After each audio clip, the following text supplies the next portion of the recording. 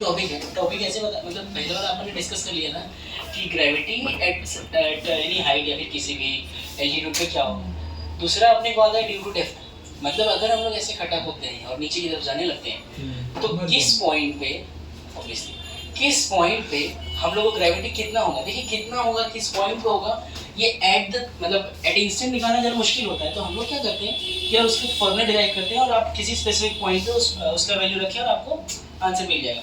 इसमें कोई बहुत बड़ा डील नहीं है। देखेंगे ये हमको पहले से पता है g इक्वल टू gf/r²। अभी हम लोग निकाला जिसमें gravity acceleration into gravity small g, ठीक है बराबर यही है ना।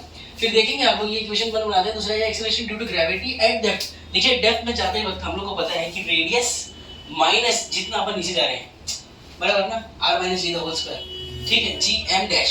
फिर ये होता है तो मान लेते हैं कि अब इस बार मुश्किल है कंपैरिजन करना या फिर ऐसा दिखाना कि यार पिछली बार तो हम लोग ने हाइट पे चलो रेशियो निकाल लिया था, तो इस बार प्रॉब्लम ये होगा कि यार लेट अस कंसीडर दी डेंसिटी इसलिए कंसीडर करना पड़ रहा है क्योंकि पहले हमको रेशियो लेने के लिए हाइट हमारे पास था।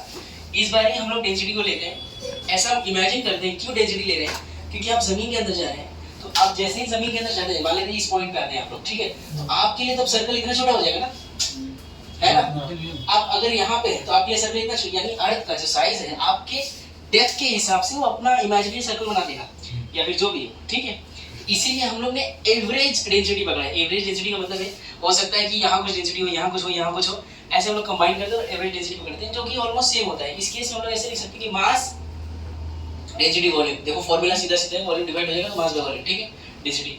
फिर mass density same to same volume, real earth का वॉल्यूम है मतलब जो पुराना है जिसका ओरिजिनल रेडियस कहाँ है 4/3 पाई r क्यूब।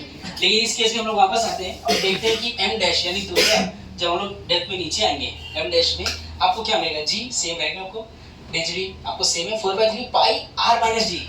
यहाँ पे रेडियस चेंज है ना r - d, ठीक है बराबर।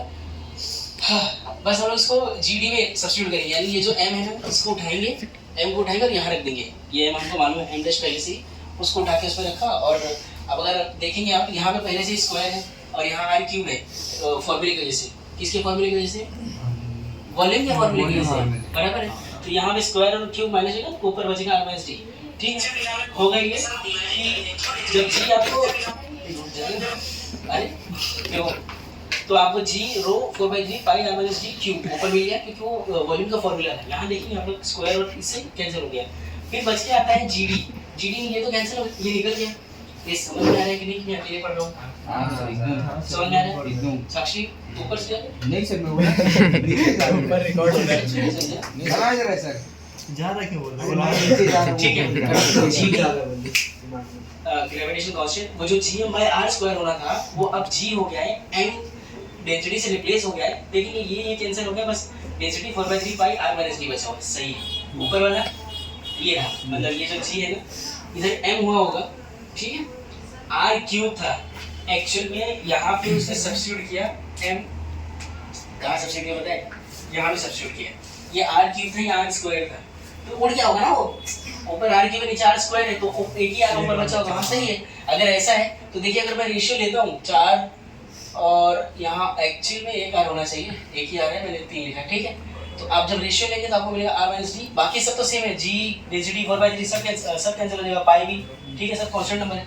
तो आपको gd/g r - d/r ये मिल गया।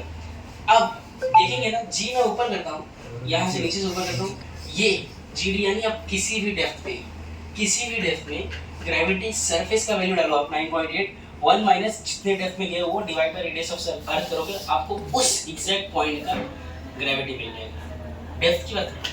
अच्छा एक और क्वेश्चन ये है कि मान लेते हैं कि मैं एकदम सेंटर में पहुंच गया, यानी मुझे r का वैल्यू d के जितना हो गया जितना मैं नीचे गया था, तो r = d, तो ये जो है r हो जाएगा r/r 1 होता है, 1 - 1 0 होगा, 0 से g मल्टीप्लाई होगा 0 होगा, यानी सेंटर में ग्रेविटी कितना है 0, ठीक है।